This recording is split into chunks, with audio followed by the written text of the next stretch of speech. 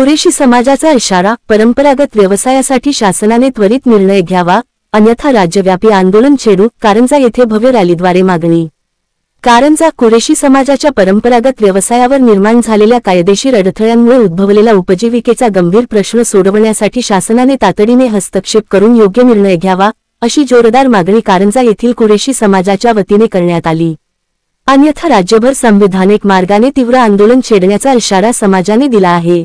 कारंजा शहरात कुरेशी समाजाच्या वतीने भव्य आणि शांततामय रॅलीचे आयोजन करण्यात आले. या रॅलीत महिलांसह समाजातील शेकडो नागरिक सहभागी झाले होते. आमच्या हक्काचा व्यवसाय चालू द्या, शासन जागे हो, अन्यथा संघर्ष अटळ, अशा घोषणांनी शहर दणाणून गेले. रॅलीनंतर प्रांताधिकारी यांना जलाट जमीतुल कुरैश बिरादरी तहसील पर हमारा मोर्चा आया है, मुख्य मोर्चा. हमारी जो मांग है कुरैश बिरादरी की, और आप लोग सभी जानते हैं हमारी जो मांग है वो मांग को हमारी पूरी हो जाए.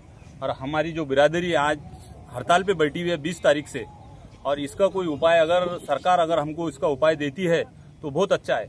हमारे लिए हमारे बच्चे आज भूखे रह रहे, हमारी बिरादरी भूख हड़ताल पर है, और हमको इसका कोई फायदा मिले सरकार की तरफ से, ये हमारा सरकार को निवेदन है.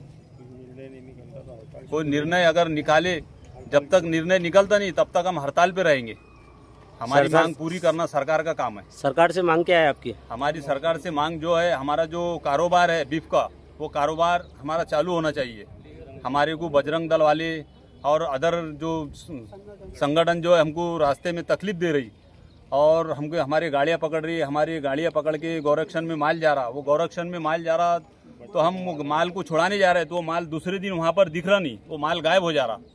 ये ऐसी तकलीफें हमको हो रही. रास्ते में बच्चों को मार रहे, मॉब लिंचिंग हो रही. ऐसे हमारे कम से कम 1000 लोग मर चुके अभी तक ये 7-8 साल में. सरकार से हमारी निवेदन है, हमको ये मांग हमारी पूरी करे.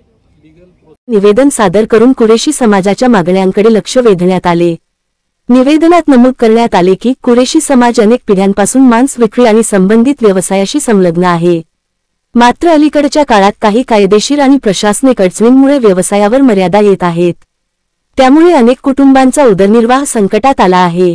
समाजाच्या प्रतिनिधींनी स्पष्ट शब्दांत सांगितले की शासनाने आमच्या परंपरागत व्यवसायास न्याय द्यावा. कायद्याच्या चौकटीत राहून व्यवसाय सुरू ठेवण्याची मुभा मिळाली पाहिजे, अन्यथा आम्ही राज्यव्यापी संविधानिक आंदोलन छेडू. या आंदोलनामध्ये स्थानिक समाजबांधवांसह विविध क्षेत्रातील मान्यवरांनी उपस्थिती लावून पाठिंबा दर्शविला.